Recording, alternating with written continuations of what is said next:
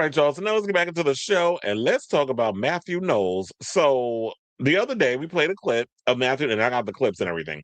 Matthew Knowles basically abruptly getting up from this PIX 11. That's like a local news station that we have in New York, WPIX Channel 11, which was actually the same channel as like the CW in New York. It's very PIX 11. Um, but yeah, so he did an interview and got upset because the guy asked him, the interviewer had asked him about Tina Knowles' contributions to Destiny's Child and was saying like, yeah, it was equal, like how she contributed just as much as he did. And apparently he got upset and um walked out of the interview, or the case was. What I didn't know was that clip was never supposed to make it on air because apparently Lauren LaRosa over at the Breakfast Club had revealed that that was supposed to be cut out. We weren't even supposed to see that, but apparently somebody came across the footage and leaked it, and now Matthew out here looking crazy.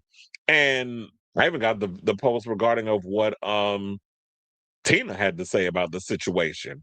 So, as a refresher of the brain, let's go over to Hollywood Unlocked. Shout out to Jason and them over there. We're gonna play this clip because this is fair use. So that's what I'm using it under. And we're gonna come back and talk. Please hold. It's the same thing to Tina Knowles. You guys put in the work, and obviously the talent was there with your kids and your grandkids. What work does she put in? In the hair. Okay, Clothing. yeah, you're absolutely right. And the styling. The styling. The imaging, you're right. She claimed to have preyed on the name, and different aspects of that. Sure. So, yeah.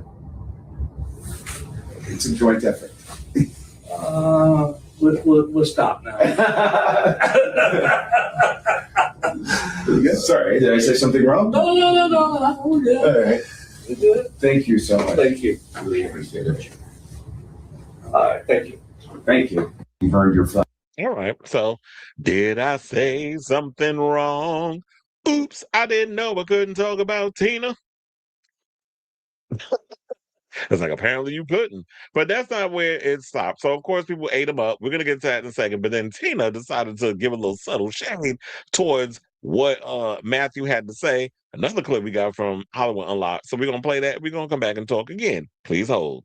Cheesecake culture. Being the matriarch is a big piece of the puzzle, but it's not the full picture. The truth is, her story is no different from other Black artists who were blocked from participating in the mainstream, mocked for their work, and yet ultimately copied. Miss Tina left the hair salon to devote time to building Destiny's Child. She answered the question, how do you create a girl group that looks cohesive, honoring the past while still maintaining individual personality for each of its members? With major names refusing to dress Destiny's Child, she used bold fabrics and designs to create some of the most iconic looks of an era. They called her work tacky until it became couture, with similar looks showing up on runways. Nevertheless, this became the ultimate girl group blueprint, with the biggest girl groups now using the Tina Knowles method of cohesive individuality. And if that wasn't enough, in a return to form, Tina Knowles was able to take the decades of knowledge of hair health and styling and turn that into a successful prestige hair care brand. Sacred. From redefining hair to defining the look of an era, we celebrate the beauty icon, the matriarch, badass Teeny B, a true uncrowned queen. Tina Knowles doesn't really get. See, and then if y'all can't see it at the bottom, it says Miss Tina Knowles repost by I Ken Brooks SXYZ, and it said, thank you for the beautiful piece on me and my designs. So she wasn't gonna come in and Tina's gonna be very much, I'm gonna take the high road where they very Michelle Obama with it. When they go low, we go high. And I like the fact that she was giving her flowers over her contribution, because I definitely feel that Tina contributed just as much to the Destiny's Child as Mathew did. And we were always, I thought, it was always understood that, yeah, Tina was very much coming up with how the girls looked and giving them the image and all that other stuff, very much following. And I do agree. I'm like, yeah, that was definitely spot on. They were a cross between the Supremes and the Spice Girls, which is like they had their own individual personality, but they had them looking cohesive in a lot of ways. Like the fabric designs was the same, but they all had their individual styles within that fabric. It kind of reminded me of how my mother used to dress us. Like she used to design our outfits whenever we would go to like Six Flags, whatever. So if any one of us disappeared and they were like, how to describe one of us, she'd be like, they wearing this suit, this exact short set that I would wear. my sister and my brother was wearing it. So we all pretty much just wore the same outfits or whatever because she designed our clothes. So it makes sense like how she definitely contributed a lot to the group. But the fact of the matter was he decided to show his entire ass and try to act like he was the sole creative force behind Destiny's Child because, you know, he probably put up a lot of money on getting these girls to get in the business and paying for you know, I guess recording sessions and studio time, whatever the case is. But you also got to realize this, sir. Um, while you wouldn't quit your job so that when you could focus full time on getting Beyonce and them to whatever gigs they need to get to, Tina still held down that beauty salon and was still working while you was over there helping her out. So we're not gonna sit and just diminish her contributions to the situation. But that's not all because then Matthew decided to backpedal on what he had to say. I think this is the same video, but if it's not, it might be the other one. Let me check.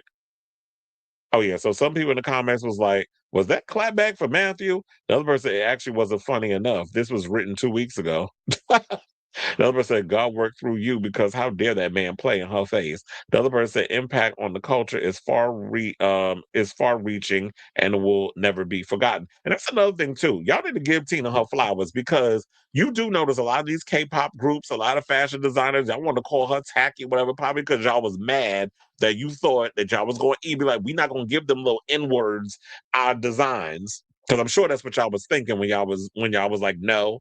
And then Tina was like, fine, we don't need y'all. I'm gonna come up in here and design these girls' looks. And now the influence of Destiny's Child has trickled down into the K-pop group scene and many other girl groups. And a lot of people have taken from the styles and the looks and how those girls carry themselves and have carried it into what they do. So it's funny how y'all don't want to give her the flowers, but y'all acknowledging later. So hold on, because I'm like, do I not have? Oh wait, I think it is the other video.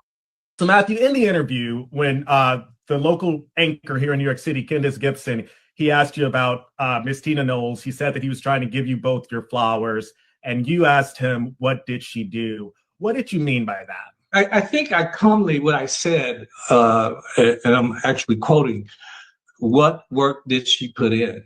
It was a question. I don't do interviews, Carlos. I have conversations. Yeah. And I have the right, as you know, I'm a college professor. I didn't know what he meant by that. So I'm saying calmly, what work did she put in? That was a question. See, before we get to the rest of it, now he want to sit and act like we stupid and he want to play in our face. I was asking the question. Now, what did you mean? You didn't ask that. You could have clearly, if you wasn't sure of, because I'm a college professor, well, you showed up acting like you was a D student rather than a college professor, because if there was an issue with the situation where you wasn't understanding where the guy was coming from, you could have asked him, what do you mean by that? Do you care to elaborate? You've been around in this business long enough to know how this shit works. And for you to sit up in here and try to blame the interviewer, and then he decides to blame us. So is everybody's fault but his? And we are currently living in a timeline where people refuse to take accountability for the stuff they say. But since I didn't set this up, I should say this. This clip is actually because when he got his ass dog walked all over social media by the Beehive, then he decided to do an interview with Page Six and backpedal on what he said. But then, based off of his response, it came across way worse than it did before. So now people still looking at glasses all side-eyed. So let's get back into the clip and we'll continue. I don't know how that became a comment, but it was a question. And then the gentleman went on to say her hair. Well, Tina did way more than just her hair. And if you look at the interview, I said her hair. No, she did. So Matthew, in the interview, that's not true. You didn't ask it with her hair. No, you was like, you agreed when he was like, oh, well, she did the hair. So you basically diminished Tina's contribution to the group as just doing their hair and making their outfits. You basically made her the stylist. That's what you diminished her to. So we're not going to sit up in here and try to act like that's not what that was. You didn't ask him with a question. You literally went along with the situation. And then when he kept, I guess you was in your feelings about the fact that you had to share equal fitting with your ex-wife, you was all up in your feelings. But remember, it was you who decided to go around and allegedly slide your penis, slip, trip, and put your dick in some and vaginas other than Miss Tina Knowles, and have a couple of babies on her while y'all were married, allegedly. The styling built the image for Destiny's Child. Wouldn't you agree that that's way more than just saying someone did the hair? No, absolutely. I think a lot of people are familiar with Destiny's Child's story. I mean, they're one of the biggest female groups of all time. And so I think a lot of people felt like it was an awkward moment. It certainly appeared to be awkward. And I think people wanted clarity because they know what Miss Tina has done. They, of course, know your legacy with Destiny's Child. The styling. Mm-hmm. Well, that's not what you gave us, sir, with that conversation. So I just don't understand, like, what else could we mention about this whole situation? Because I just feel like Mathew has just not taken any kind of responsibility for what he said regarding his ex. And I just say, look, just own up to it. Just say, you know what? I misspoke. I was in my feelings. And here's what I meant by the situation.